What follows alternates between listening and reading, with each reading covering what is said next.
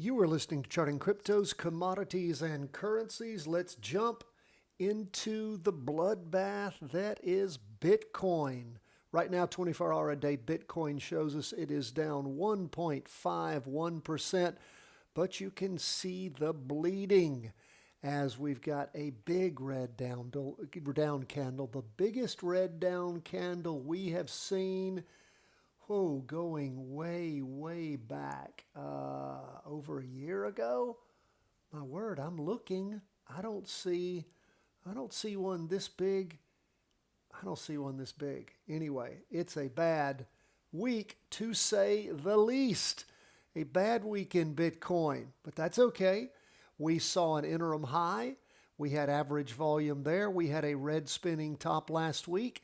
Should you be surprised? Absolutely not. If you were trading off this 24-hour a day Bitcoin chart, it showed you what was going to happen. The typical move that we see, interim high with average or higher than average volume, red spinning top, average higher than average volume, and then things start moving down. Down 1.43% right now. We can see prices well below on the 2-day chart and on the 195-minute chart. We can see where things ticked up. Let's see, that started back on Monday in the afternoon, moved up, and then on Tuesday, continued up. Wednesday, rolled back over, going down after lots of bleeding, as we watched last week, and then, of course, into Sunday and Monday morning. So, Bitcoin pulling back quite substantially here as of late. And of course, what does it pull down with it? Ethereum, which is hugely down, even today, 4.35%. Again, we can go back in time on Ethereum. Haven't seen a bloody candle like this in a long time. Now, the turnover in Ethereum, not our typical turnover.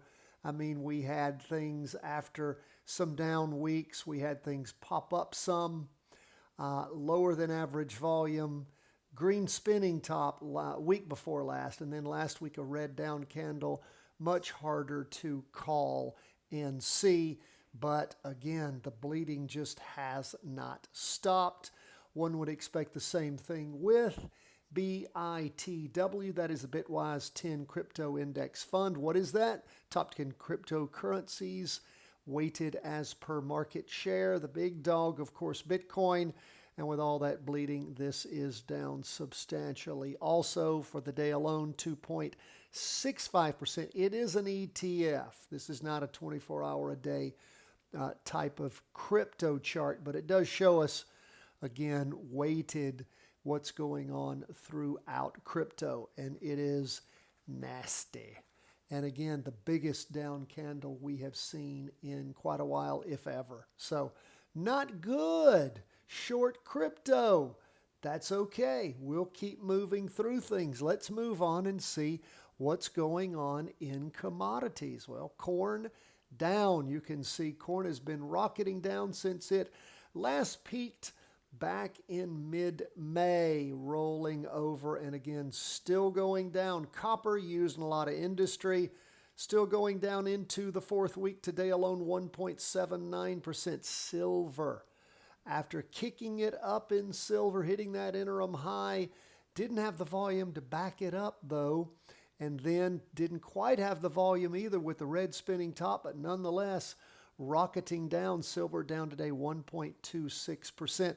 Nice thing is, well, resetting, allowing those who didn't jump into that big up move in silver starting in March to be able to maybe find another up move in silver in the future when it does move up, because it's real and at some point it will.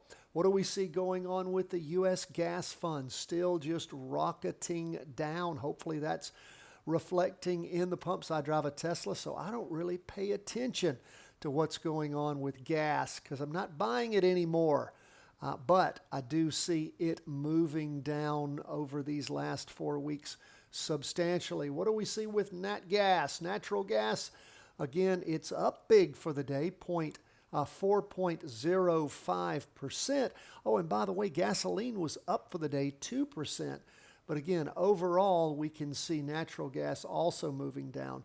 Maybe maybe this is real stuff, and with the market crashing, we're going to see oil, natural gas, and gasoline take off.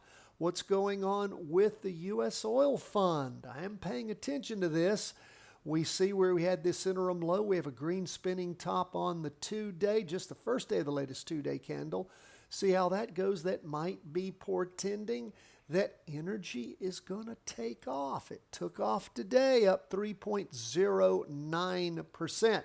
So do pay attention to gasoline, to natural gas, and to the U.S. oil fund. That's where we are with commodities. Lastly, we will go to currencies.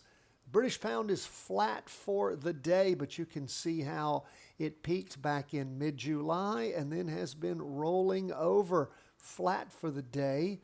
The euro, again, flat for the day. We can see where it over Friday and Monday popped up, Monday morning, and then since then just sort of shaving all that off back to the British pound. It has not. It's just been continually moving down. Now let's look at the yen. This is the big one. Yen carry trade, Bank of Japan decided to go from 0% interest. I think they clicked it up a 1/4 point. And man, did the yen take off. Again, I wish we would have had, lots of volume for that interim low. Then we had that green spinning top. Didn't have the volume to back it up for us. We always require that because volume gives you an inside look at what's really happening. But nonetheless, the yen took off. Now, it did pull back 1.49% for the day, but a glory week for the yen. My gosh, going all the way back to 2023, it hasn't been this high.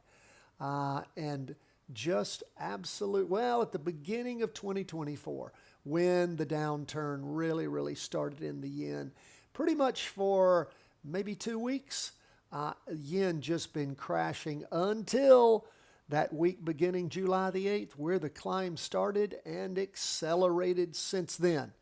That is where we are, my friends, with cryptos, commodities, and currencies. We always once a week like to break out, give you something a little different to look at. You can find ETFs on just about any and everything. And we like to sort of brighten it up, spread it out a little bit, look at some curious things midweek. God bless, my friends. All the best from the whole team at Charting Wealth World Headquarters.